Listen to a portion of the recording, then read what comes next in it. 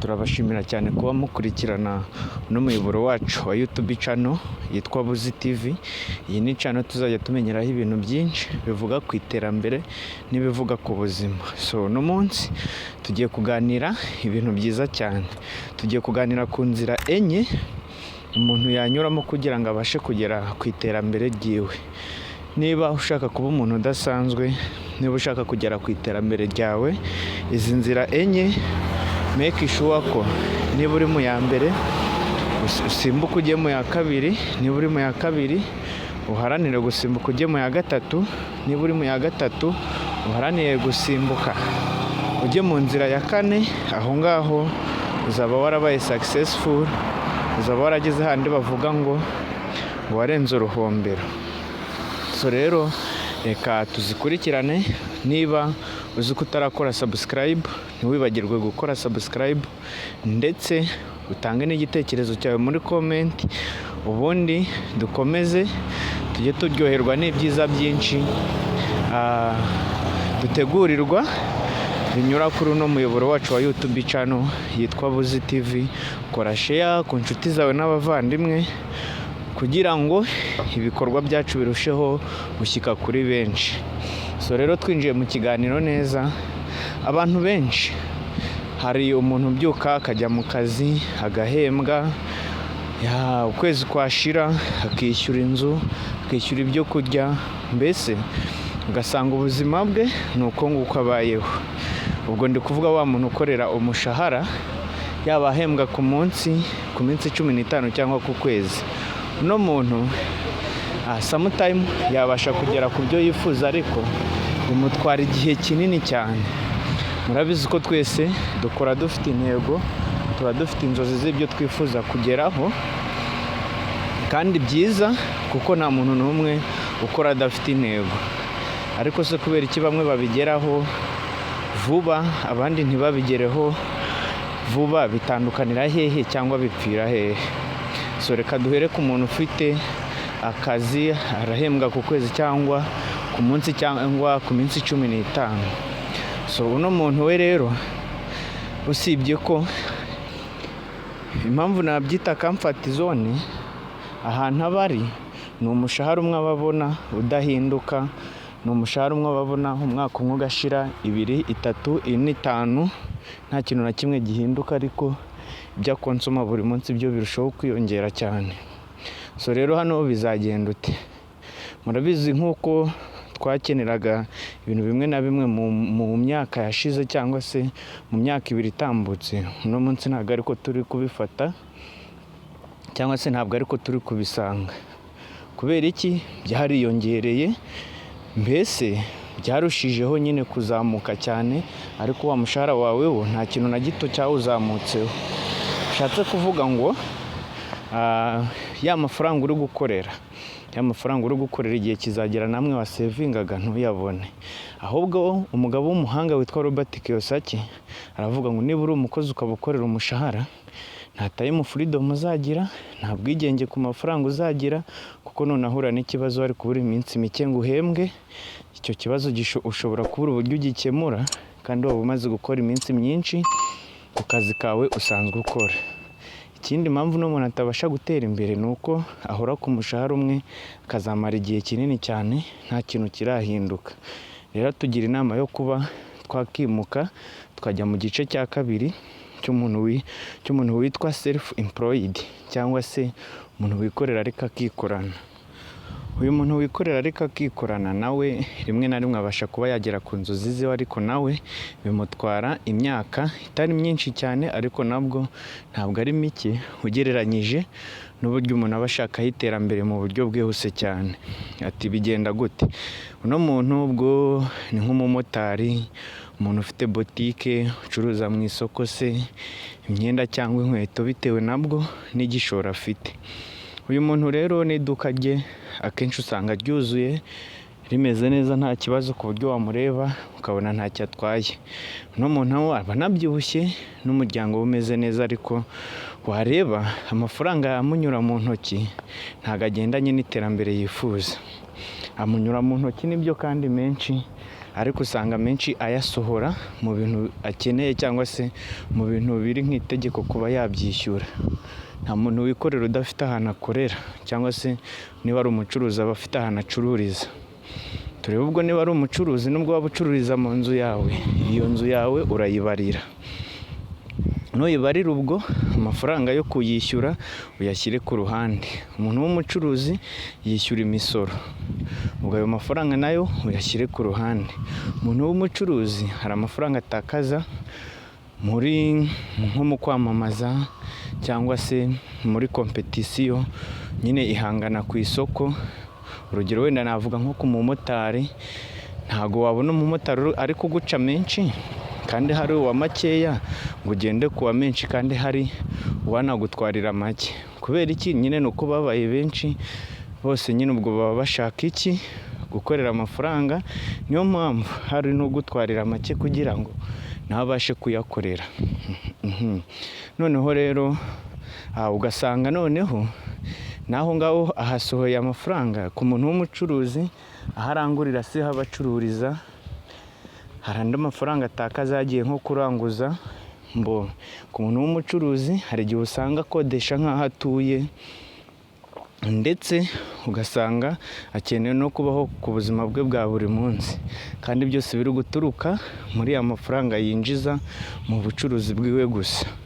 Ibaze kuba ukodesha aho utuye, ukodesha n'aho ucururiza, kandi ukora ubucuruzi winjiza amafaranga mu nzira imwe yonyine, kuko wagiye mu kazi ugafata igicuruzwa kuri make ukagitanga kuri menshi.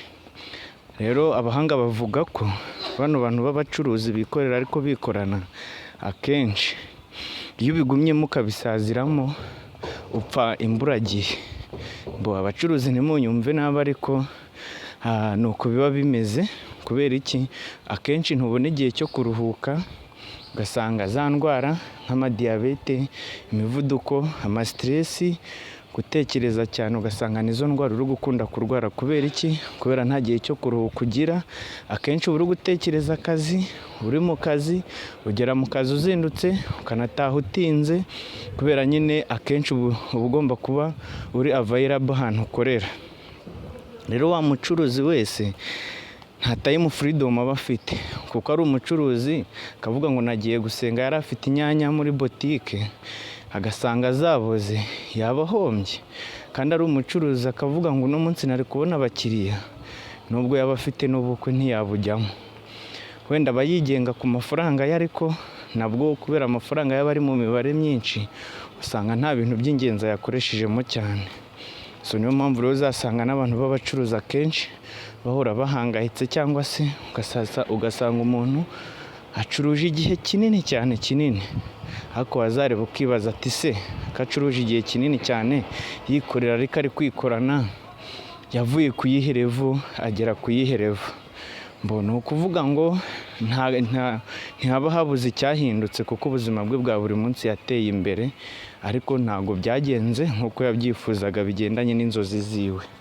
Rero abahanga batugira inama yo kwimuka, tukava ku gice cy'abantu bikorera ariko bikorana, ahubwo tukajya ku gice cy'aba business owner cyangwa se ba rwiyemezamirimo. Aba bantu bo rero ni abantu beza cyane. Dufate niba umusore witwa Dani, wenda atuye nko mu mujyi wa Kigali, ni urugero dufashe. Dani yaragiye atekereza umushinga, ahereza abakozi 50 akazi. Bari abakozi 50 yahaye akazi, barakora buri munsi, bose bajya mu kazi. Wenda umukozi yinjiza 150 ku munsi, cyangwa se ku kwezi. Ku kwezi amuhereza umushahara w'150, ubwo ni 5 ku munsi.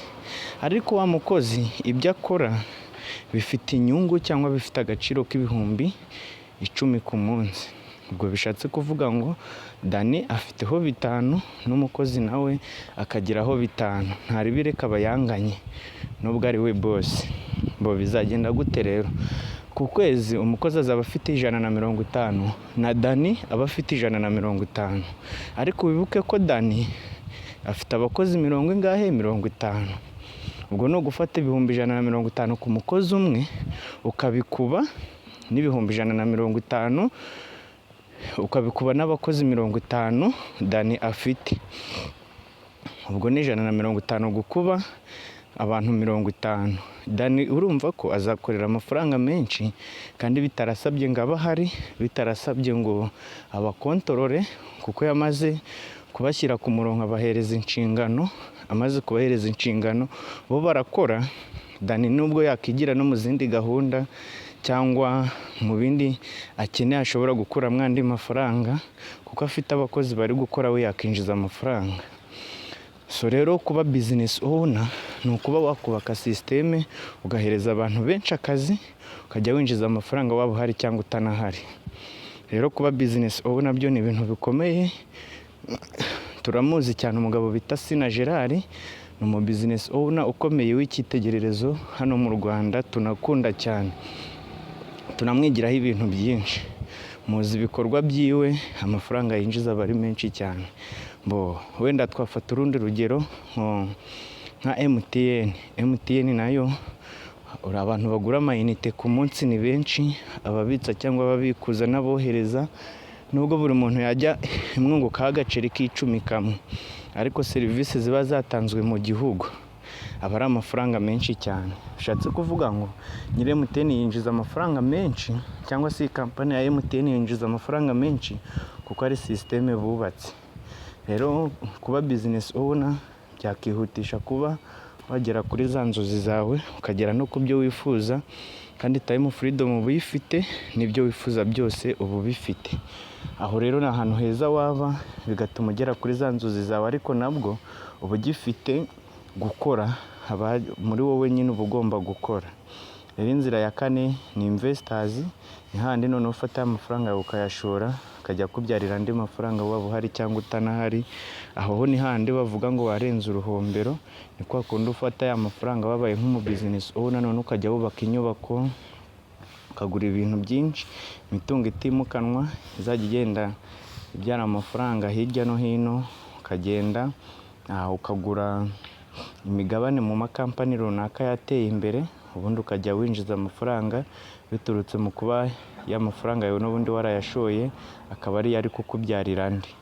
Aho ngaho rero uba warageze handi bavuga ngo wakoze neza. So rero nawe niba wifuza gutera imbere, ushaka kuba wagera ku bintu byinshi birenze, birashoboka ko uno munsi ufite akazi, ariko gira imitekerereze wenda yo guhita ko yo gushaka igishoro wikorere, ndetse nutangira no kwikorera ugira imitekerereze yo kubaka systeme, cyangwa se utangire uhe abantu benshi akazi muri bya bindi ukora, cyangwa ushinga iyawe kampani, ubundi uhereza abantu benshi akazi, ujye winjiza amafaranga waba uhari cyangwa utanahari.